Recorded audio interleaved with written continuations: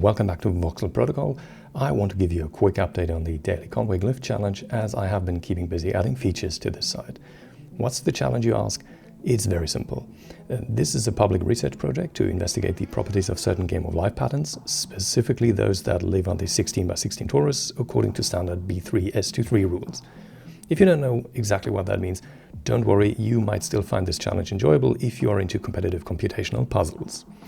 My special angle on Conway's Game of Life is that I calculate hash values from the Game of Life configurations to give them a unique fingerprint. The daily challenge now arises that we only look at those Game of Lives whose hash value includes today's date. There is a twist though, because we use a random value published by the US National Institute of Science and Technology as a cryptographic salt which updates daily, so no one can predict the salt value and pre-hash. The goal is to find rare patterns with high statistical attributes, namely the number of non-repeating generations it lives, or the peak count, a very specific metric we here on the Voxel Protocol channel use for hash war adversarial Conway series. It's another one of those cool Game of Life projects we're working on. So, and yeah, I should probably mention I call these patterns on the 16x16 torus where only non-repeating configurations count and that have an associated hash value Conway glyphs for short.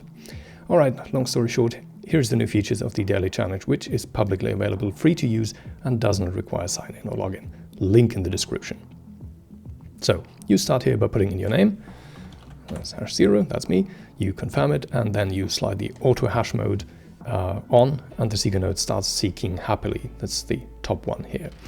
Once it finds a Game of Life pattern where the hash value contains today's date, it transfers it to the Explorer node below, this one here, where the Game of Life is evolved according to the B3S23 set of rules. Once it finishes, your entry is submitted to the leaderboard. That's what you can see here. So what's new now? Well, for starters, we have a ranking selector here at the top of the second column here, where you can select the daily, weekly, monthly, quarterly, yearly, and all-time rankings. And in the first column here, you see your current activity across the network of users who are participating, namely the total number of hash attempts made, as well as the last glyph that was submitted. The site also calculates the average hashing activity over the last 5 minutes, as well as the top 5 contributors. But next up, we have your personal highest ranked submissions, which will only show if you enter a username, as well as your contributions to the network hashings. And note that all these stats here update according to your selection of the time frame. It's pretty neat, isn't it? So what's up next?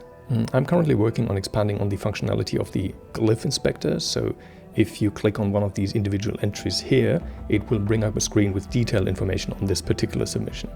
This I will expand to include an actual rendering of how that glyphs evolve.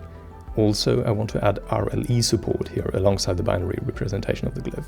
So that will be of interest of people who use RLE renderers to investigate Game of Life patterns. And lastly, with over 75 million hash attempts submitted by now, we have pretty good statistics on the rarity of Game of Life properties, so I want to include a graph that depicts the distribution of how long glyphs typically live, and the Glyph inspector here will then show where on that rarity graph a particular entry sits. So I hope you enjoyed this and are looking forward to the next feature releases. Let me know what you think of it in the comments. That's it from me today. Happy hashing. Until next time.